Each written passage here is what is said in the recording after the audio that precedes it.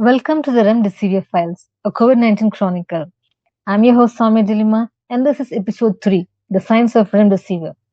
In our last episode, we talked about how Remdesivir re-entered the spotlight during the early months of the COVID-19 pandemic. But today, we dive deeper into the molecular mechanism behind this antiviral. What exactly does Remdesivir do inside the body? Why was it even considered a potential treatment for coronaviruses? To guide us through this science, we are joined again by Saakshi Sharma. Welcome back, Saakshi. Thank you for having me, Sowmya. This episode is especially exciting for me because we finally get to zoom in way into the microscopic battlefield where drugs like remdesivir do their work. Let's start with the basics. For those listening who may not be familiar with antiviral drugs, what makes an antiviral different from, say, an antibiotic? And how does remdesivir fit into that picture? That's a great place to begin. Antibiotics target bacteria, living organisms with their own cellular machinery. Antivirals, on the other hand, target viruses, which are much simpler and essentially hijack a host cell to reproduce. That makes virus trickier to target without damaging the host's own cells. Remdesivir is what we call a nucleotide analog, a type of antiviral that mimics one of the building blocks of RNA. Its specific target is the RNA-dependent RNA polymerase, or RDRP for short, an enzyme the virus uses to copy its genetic material. Because SARS-CoV-2 is an RNA virus, it relies heavily on this enzyme to replicate itself. What remdesivir does is sneak into the replication process by masquerading as a real nucleotide, in this case, adenosine. Once it's incorporated into the viral RNA, it disrupts further elongation of the RNA chain that effectively stalls replication, preventing the virus from multiplying. So it's almost like a molecular Trojan horse. The virus thinks it's getting a real building block, but it's actually a decoy that stops construction. How exactly does remdesivir manage to fool the virus's replication machinery? That's a perfect analogy. Let's break it down. When SARS-CoV-2 infects a cell, it releases its RNA genome. The virus then uses the host cell's machinery to translate this RNA into proteins, including the all-important RDRP enzyme. This enzyme's job is to read the viral RNA and create copies which will go on to form new virus particles. Now, remdesivir is administered as a prodrug, meaning it's inactive until it enters the body. Once inside the cell, enzymes convert it into its active triphosphate form known as remdesivir triphosphate, or RDV-TP. This molecule is structurally similar to adenosine triphosphate, which is ATP, one of the 4 real building blocks of RNA.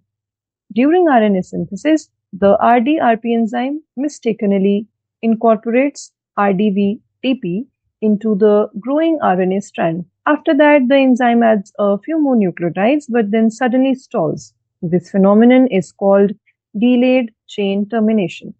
The RNA chain stops elongating and the replication process grinds to a halt. That phrase, delayed chain termination, is fascinating.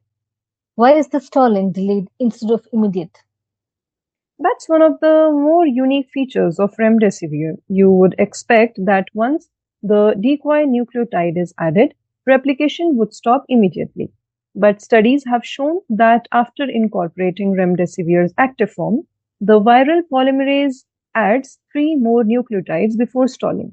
We are still learning exactly why this happens, but one theory is that the structure of RDV-TP only becomes problematic when the enzyme tries to read past it, like a jammed zipper. This delayed effect actually works in remdesivir's favor. It helps the drug evade the virus's own proofreading mechanism. See, coronaviruses, unlike many RNA viruses, have a proofreading enzyme called exon, which can recognize and remove faulty nucleotides. But if chain termination happened right way, exon might catch and remove the faulty piece. But with the delay, remdesivir slips under the radar and the error gets logged in. That's clever, almost like molecular espionage. But given how sophisticated the virus is, how does remdesivir avoid interfering with human RNA or DNA process? Excellent question. The key lies in specificity. Human cells use DNA dependent RNA polymerases for transcription and DNA polymerases for replication. These enzymes have very different structures and active sites compared to the viral RDRP. Remdesivir's active form is selectively recognized by viral polymerases, especially those in RNA viruses like Ebola, SARS, and now SARS-CoV-2. It has low affinity for human polymerases, meaning it doesn't integrate into our RNA or DNA. That's one reason it had an acceptable safety profile during Ebola trials and why it was considered safe enough to use during COVID, even under emergency conditions. Of course, no drug is without side effects and dosing needs to be carefully managed. But at a molecular level, remdesivir's design is quite elegant. It interferes with the virus's engine while sparing the hosts. Design-wise, that sounds impressive. So this drug was originally designed for Ebola. Given how different Ebola and coronaviruses are, why was remdesivir still effective against both? That's a really important point. Ebola is a filovirus, and coronaviruses are, of course, from an entirely different family. But both are single stranded RNA viruses that rely heavily on RDRP for replication. Their replication machinery, while not identical, shares enough similarities that a drug targeting RDRP can work across both. Remdesivir was developed by Gilead Sciences during the Ebola outbreak because of its broad spectrum antiviral potential, even though it didn't perform as well as monoclonal antibodies in Ebola trials. It still showed that it could suppress RNA viruses by targeting their replication engines. That's why, when COVID-19 emerged, researchers immediately said, hey, here's a virus that needs RDRP. Let's test remdesivir. And sure enough, it bound well to the SARS-CoV-2 RDRP enzyme, and in vitro studies confirmed that it suppressed viral replication. For a listener who might be wondering, why don't we just design drugs to completely destroy the virus outright? Why go to the trouble of targeting enzymes like RDRP? Another fantastic question. The challenge with viruses is that they aren't alive in the traditional sense. They do not have their own metabolism or cellular machinery. Instead, they hijack the host cells to replicate. That means the window for targeting them is narrow. You have to interfere with the steps that are uniquely viral, not shared with the host. RDRP is an ideal target because humans don't have this enzyme. It's specific to RNA viruses. So, by designing drugs that disrupt this step, we can hinder the virus without damaging our own cells. Think of it like disabling the enemy's printing press while leaving your own factory untouched. Destroying the virus outright is appealing in theory, but in practice, it's much safer and more effective to block key steps in its life cycle. That's the philosophy behind most antivirals.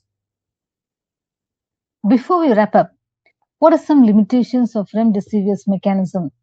Is there any known resistance? Any shortcomings? Yes, like most antivirals, remdesivir isn't perfect. First, timing matters. It works best in the early stages of infection when viral replication is high. If you give it too late, the body is already overwhelmed by inflammation and the viral load may be declining. In that stage, antiviral action has limited benefit. Second, resistance is a concern. Viruses mutate.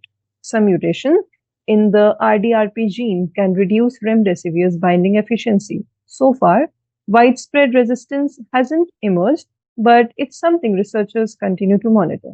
And third, the drug is intravenous, which makes it less accessible in outpatient setting.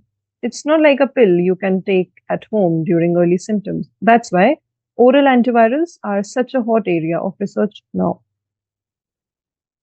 Incredible insights. Saakshi, thank you for taking us inside the microscopic mechanisms of remdesivir. It's one thing to know a drug works, it's another to understand how and why it works.